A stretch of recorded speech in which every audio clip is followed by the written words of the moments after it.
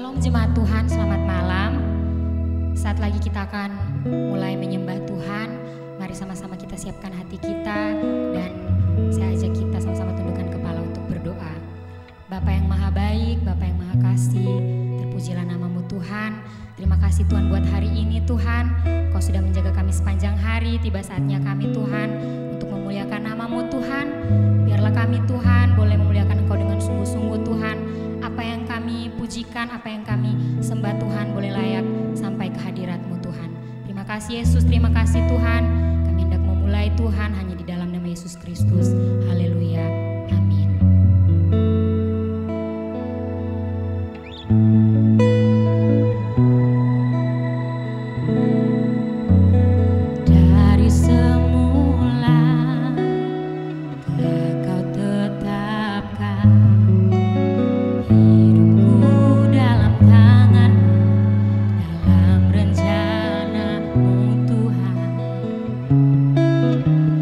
Rencana indah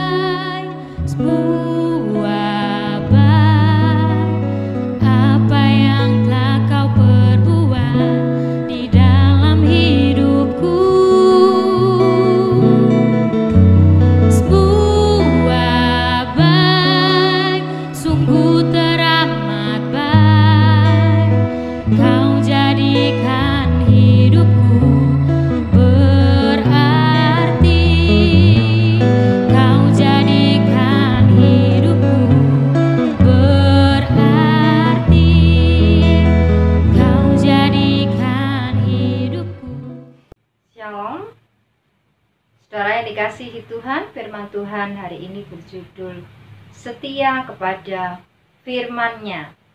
Kita akan melihat di dalam Matius pasal yang keempat, ayat 1 sampai yang ke-11.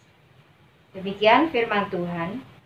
Maka Yesus dibawa oleh Roh ke padang gurun untuk dicobai iblis. Dan setelah berpuasa 40 hari dan 40 malam, akhirnya laparlah Yesus. Lalu datanglah si pencoba itu dan berkata kepadanya, "Jika engkau anak Allah, perintahkanlah supaya batu-batu ini menjadi roti." Tetapi Yesus menjawab, "Ada tertulis, manusia hidup bukan dari roti saja, tetapi dari setiap firman yang keluar dari mulut Allah." Kemudian iblis membawanya ke kota suci dan menempatkan dia di bubungan bait Allah.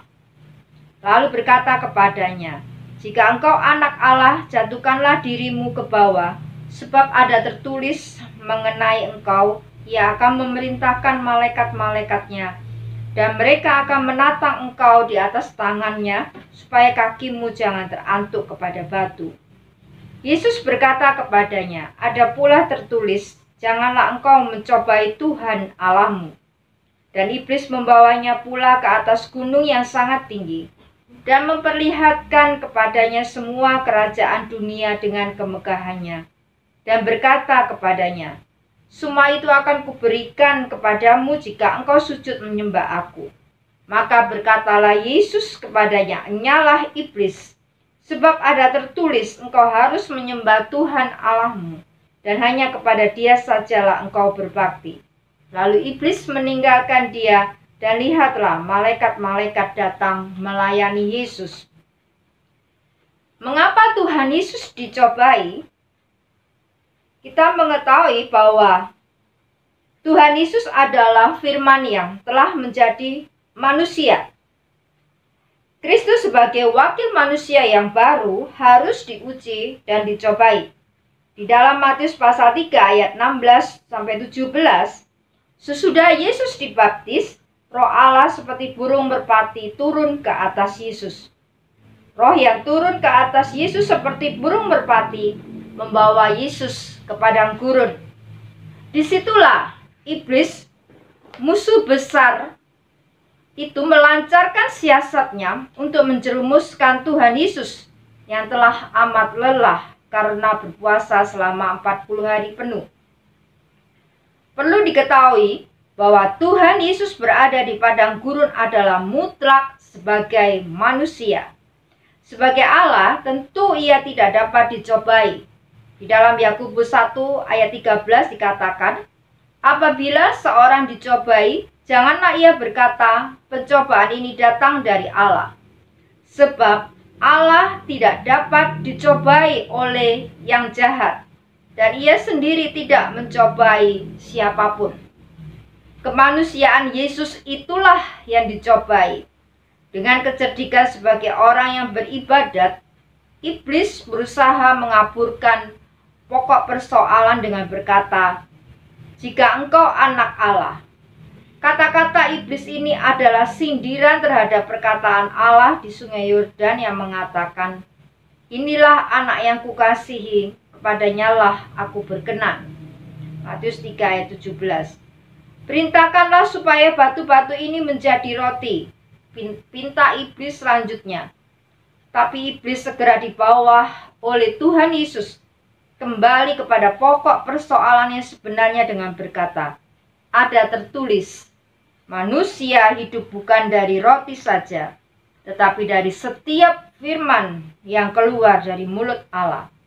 Jawaban ini menunjukkan bahwa dalam hal itu dan pada saat itu, Yesus benar-benar berdiri sebagai manusia sejati. Oleh sebab manusia itu terdiri dari 3 unsur, yaitu tubuh, jiwa, dan roh. Maka iblis menyerang dengan 3 macam pencobaan. Masing-masing serangan ditujukan kepada masing-masing unsur secara berganti-gantian. Pencobaan pertama ditujukan kepada tubuh jasmani. Perintahkanlah supaya batu-batu itu menjadi roti. Pencobaan kedua ditujukan kepada jiwa, jatuhkanlah dirimu ke bawah.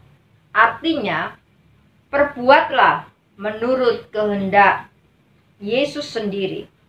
Pencobaan ketiga ditujukan langsung kepada roh, yaitu menyembah iblis.